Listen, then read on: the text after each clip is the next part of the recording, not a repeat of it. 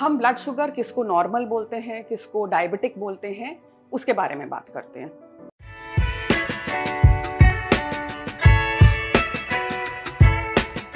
Hello, मैं doctor Sheri Khanna, I am a pathologist और आज हम डिस्कस करना चाहते हैं ब्लड शुगर लेवल्स के बारे में। बहुत सारे पेशेंट्स को बहुत सारे कंफ्यूजन्स होते हैं कि नॉर्मल ब्लड शुगर किसको बोलते हैं, प्री डायबिटिक किसको बोलते हैं, डायबिटीज़ किसको बोलते हैं।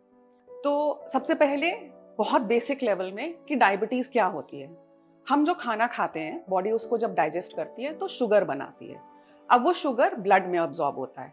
मकसद शुगर का ये है कि वो एनर्जी दे बॉडी के हर सेल को, और उसके लिए सेल सेल तक पहुंचाने के लिए एक केमिकल होता है इंसुलिन। इंसुलिन समझ लीजिए एक गेट कीपर है या दरबान है।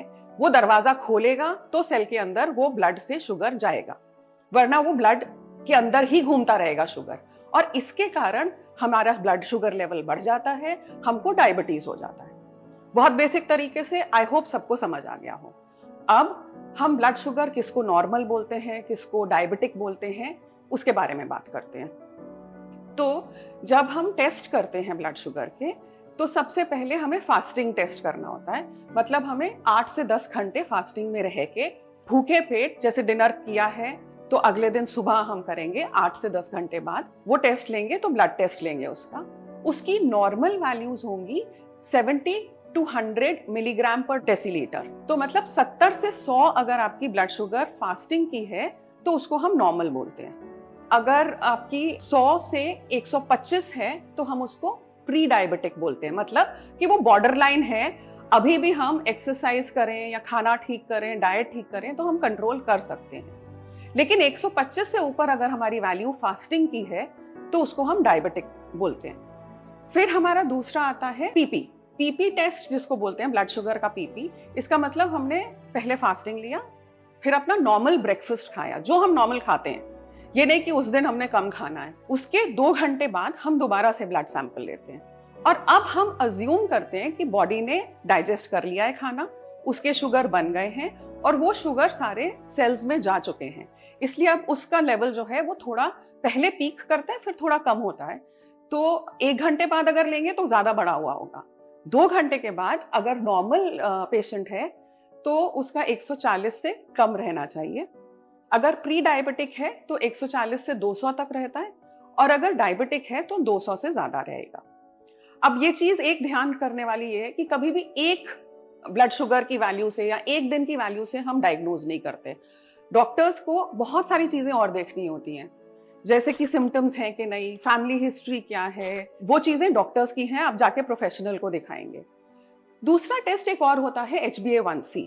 ना HbA1c एक टेस्ट है जो ब्लड शुगर पिछले 3 महीने में आपका क्या रह गया है उसको बताता है।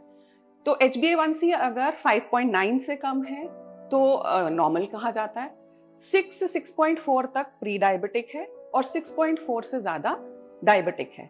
लेकिन अगर आप डायबिटिक हैं और मेडिसिन ले रहे हैं तो आपका टारगेट वैल्यू 7 से कम रहता है, और अगर 8 से ज्यादा आ रहा है तो डेफिनेटली आपकी मेडिसिन में कोई चेंज आना है। अब इधर ही एक चीज और हम डिस्कस कर सकते हैं, और वो ये है कि क्या सिम्टम्स होते हैं जब आपके ब्लड शुगर लेवल्स कम हो जाते हैं या बढ़ जाते हैं। तो जब आपके ब्लड शुगर लेवल्स बढ़ रहे होते हैं या ज्यादा हो रहे होते हैं तो शॉर्ट टर्म सिम्टम्स, मतलब शुरू में तो आपको ये फील होगा जैसे बहुत ज्यादा थकावट है, बहुत ज्यादा बार बार यूरिन पास करने की जरूरत पड़ रही है, बहुत ज्यादा आपको प्यास लग रही है, भूख बहुत ज्यादा लग रही है, लेकिन वेट लॉस हो रहा है। तो ये वाले अगर लक्षण आपके अंदर हैं तो समझ लीजिए कि आपकी ब्लड शुगर लेवल्स थोड़ी बढ़ने शुरू हो गई हैं। और अगर आपको 10-20 साल से डायबिटीज है तो फिर आपका हार्ट, आपकी किडनी, आईज, नर्वस सिस्टम सब पे अफेक्ट आएगा।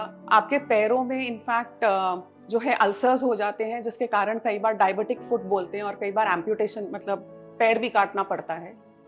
साइमल्टेनियसली कीटो एसिडोसिस करके एक चीज होती है जिसमें आपके ना मुंह से बहुत ज्यादा फ्रूटी स्मेल आता है, मतलब ऐसा लगता है जैसे फ्रूट का स्मेल आ रहा है मुंह से, और पेट में बहुत तेज दर्द होता है, नोजिया, उल्टी जैसे होता है, जी मतलाता है, तो भी आपका ब्लड शुगर लेवल्स बहुत ज्यादा हुए हैं।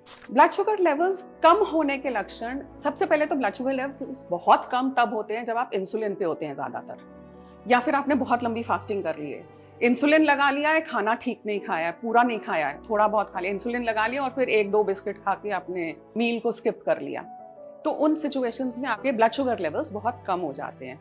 उसके सिम्टम्स क्या होते हैं? सबसे पहले घबराहट होती है, स्वेटिंग होती है, मतलब बहुत पसीना आता है, ठंड लगती है, कुछ समझ नहीं आता है, दिमाग एकदम से कंफ्यूजन में चले जाता है, उल्टी आ सकती है और इनफैक्ट कई बार फेंटिंग भी हो जाती है। सो ऐसी सिचुएशन को कंट्रोल करने के लिए अगर आप इंसुलिन लेते हैं तो सबसे पहले आपको सिम्टम समझने ज़रूरी है और आपके आसपास के लोगों को सिम्टम समझने ज़रूरी है, क्योंकि उस समय आप बोल भी नहीं पाएंगे कि मुझे कुछ हो रहा है। डॉक्टर्स आपको कुछ कुछ बताएंगे कि एकदम से शुगर ओवरलोड करना है अगर आपके इस टाइप के सिम्टम्स आ रहे हैं। शुगर ओवरलोड का मतलब ये नहीं कि 1 चम्मच चीनी खा ली, उसका मतलब ये होता है कि प्रॉपरली कोई फ्रूटी पी ली, कोई बहुत हाई शुगर वाली फ्रूट जूस ले लिया, बिस्किट्स ले लिए बहुत सारे, घर में जो भी मीठा पड़ा है वो काफी खा लिया। डायबिटीज पे बहुत सारे क्वेश्चंस होंगे। आई होप आपको बेसिक चीजें समझ में आ रही हो। अगर आपके पास क्वेश्चंस हैं तो आप नीचे कमेंट सेक्शन में लिख सकते हैं, हम आपको पर्सनली जवाब दे देंगे।